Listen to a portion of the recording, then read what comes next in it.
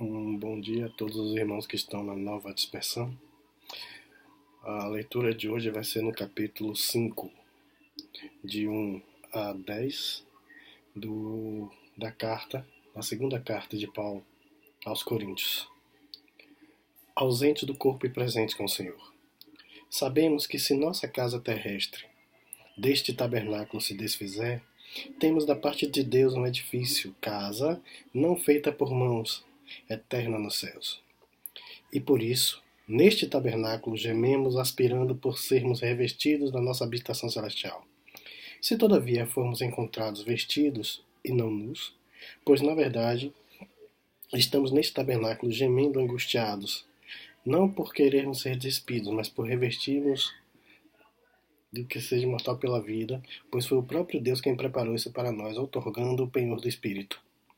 Temos, portanto, sempre bom ânimo, sabendo que enquanto no corpo estamos ausentes do Senhor, visto que andamos por fé e não pelo que vemos.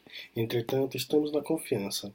Se preferimos deixar o corpo e habitar com o Senhor, também por ausência de esforço, para que sejamos saudáveis. Por isso importa que comparecemos perante o tribunal de Cristo, e cada um receba segundo o bem ou o mal que tiver feito por seu corpo.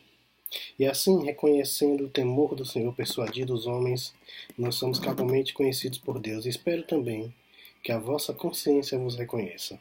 Não nos recomendamos novamente a vós outros, pelo contrário. Nós damos ensejo para responder gloriamente, para responder aos que se gloriam na aparência e não no coração, porque se enlouquecemos é para Deus, e se conservamos o juízo, é para vós outros, pois o amor de Cristo nos constrange, julgando nós isto: um morreu por todos, logo todos morreram. E se ele morreu por todos, para que todos que vivem não vivam mais em si mesmos, mas que sejam aqueles que morreu e ressuscitou. Assim que nós, daqui por diante, a ninguém conheçamos segundo a carne, e se conheçamos segundo a carne, já não nos conhecemos desse modo. Assim, se alguém está em Cristo, nova criatura é. As coisas antigas se passaram, e eis que tudo se fez novo. Essa semana me passaram uma mensagem de uma suposta pastora que estava negociando orações. A 5 minutos de orações, acho que equivalia a R$ 100, 20 minutos de oração, 10 minutos de oração, R$ 200, e o auge era 1 hora de oração, mais uma profecia e uma revelação, e a garantia que o milagre seria feito, e tudo isso custaria apenas R$ 1.500. E no final, ainda não sei se essa mensagem é uma coisa séria, se foi alguma brincadeira ou algo de péssimo gosto, mas no final ela dizia que o milagre era garantido, então o investimento era certo, correto. Por isso R$ 1.500 para 1 hora de oração daquela pessoa não era errado, era até barato, e ela tinha contato direto com Deus.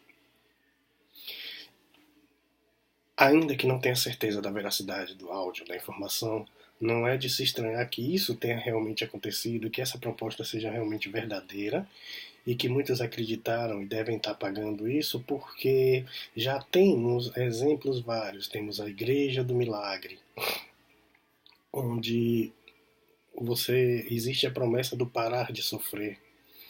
Temos a água do Rio Jordão vendida por preços módicos. Temos toalha ungida pelo suor de um apóstolo que recentemente foi esfaqueado. Ele começou a vender camisetas com seu próprio sangue também. E tudo isso leva a um misticismo imenso e contraria a própria mensagem de Cristo. Quando o apóstolo vai escrever para Coríntios, colocando que, embora a gente perca a casa no céu, nós temos um tesouro no céu, nós temos uma residência no céu que não foi feita por mãos humanas. Isso está evidenciando exatamente o contrário que esses líderes religiosos, pastores, apóstolos, ou o que quer que eles se autodenominem, eles estejam dizendo para isso, porque nosso reino não é na terra, nosso futuro não é na terra. A própria Escritura vai dizer que somos estrangeiros em terra estranha. Nós estamos aqui de passagem para voltar para o nosso verdadeiro lar, que é o lar celestial. Também fala esse capítulo ele também vai falar da conversão. E essa conversão vem junto com constrangimento, quando ele diz que eis que o Espírito de Cristo nos constrange, estando nós ainda mortos em nossos delitos e pecados. Esse constrangimento é o reconhecimento do quão miseráveis e pecadores nós somos. Que não existe graça em nenhum de nós a não ser aquela que vem do próprio Deus. E ele vai além, quando ele diz que por meio de um entrou o pecado no mundo, Adão, também por meio de um todos foram salvos por Cristo. E isso vai condizer com o véu sendo rasgado no momento da morte de Cristo. Quando o véu foi rasgado de alto a baixo, significa que não precisamos mais de intermediários para entrar em contato com Deus a nosso favor. Então, nesse momento, essa proposta dessa pastora, ela é completamente inútil e, se for uma proposta séria mesmo, ela chega a ser demoníaca, porque ela está se colocando no lugar de poder fazer essa intermediação entre Deus e os homens, e todos nós sabemos que esse papel é o papel de Cristo. E também é sabido que o pecado do diabo foi querer, por usurpação, ser igual a Deus. Então, assim, dessa maneira, agindo dessa forma e colocando intermediários entre Deus e os homens, esses intermediários também se colocam por usurpação, querendo ser iguais a Cristo e, portanto, iguais ou superiores a Deus. A garantia do milagre não é certa para lugar nenhum, porque Deus não disse isso. Em nenhum momento na Escritura até diz que se você orar, que vai ser dado tudo aquilo que quiser. Embora exista uma interpretação, quando Cristo diz que tudo que pedis em meu nome vos será dado, esse tudo é um tudo limitado, porque depende também da vontade de Deus e da soberania de Deus, que está acima dos nossos desejos e nossas vontades. Parece que nos últimos dias estão invertendo a ordem, ou seja, um Deus que deveria ser servido se torna um servidor dos desejos e das vontades da humanidade. E voltamos às religiões pagãs, onde a gente oferece um sacrifício em troca de uma bênção, em troca de um favor. Mas a graça não precisa de sacrifícios, porque esse sacrifício já foi feito por Cristo. Nós não precisamos mais barganhar com Deus. Nós não precisamos mais disso entrar em contato, e nós não precisamos mais de paixões terrenas, porque sabemos que o reino que nos aguarda não foi construído por mãos humanas. O nosso tabernáculo, a nossa casa está nos céus e não aqui. O que podemos pensar na atualidade a respeito disso?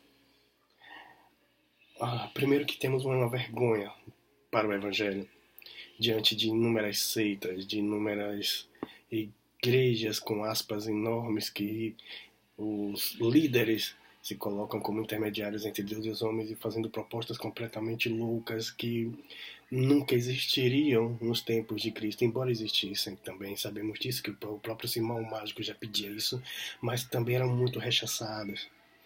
Os apóstolos não aceitavam isso e nós, como seguidores dos apóstolos, também não devemos aceitar esse tipo de coisa. Se por um lado, as igrejas não sérias, vazias de doutrina, vazias de teologia e vazias de Deus, estão abundando, prometendo uma fé fácil, um cristianismo fácil. Por outro lado, as igrejas sérias estão se omitindo, se calando e, de certa maneira, terceirizando a fé. Essa pastora não teria tanto sucesso se não houvesse entre nós aquelas pessoas que não oram mais porque estão pagando para pessoas orarem por elas. Aquelas pessoas que não cantam mais porque existem os grupos de louvor com os atuais levitas que cantam por elas. Essas pessoas não pregam mais porque pagam para ser pregado. Nós temos um evangelho terceirizado. A terceirização da fé leva a uma fé nenhuma, quando as nossas obrigações para com o reino de Deus são feitas pelos outros através de dinheiro. E com isso achamos que estamos comprando o passaporte da salvação. Não existe isso. Porque se por meio de um entrou o pecado no mundo, também por meio de um veio a redenção desses pecados. Se estávamos mortos em nossos delitos e pecados, fomos revividos por Cristo. E a Ele, e somente a Ele, é a glória e a honra. Que estejamos refletindo sobre todas essas questões e que possamos ter uma boa semana nos braços de Cristo, tentando ver que a nossa obra depende exclusivamente dEle, mas que é um trabalho que tem que ser feito por nós e não terceirizar. Não se compra a fé, nem com bajulação, muito menos com dinheiro. como se tenta fazer hoje em dia. Que tenhamos todos uma boa semana.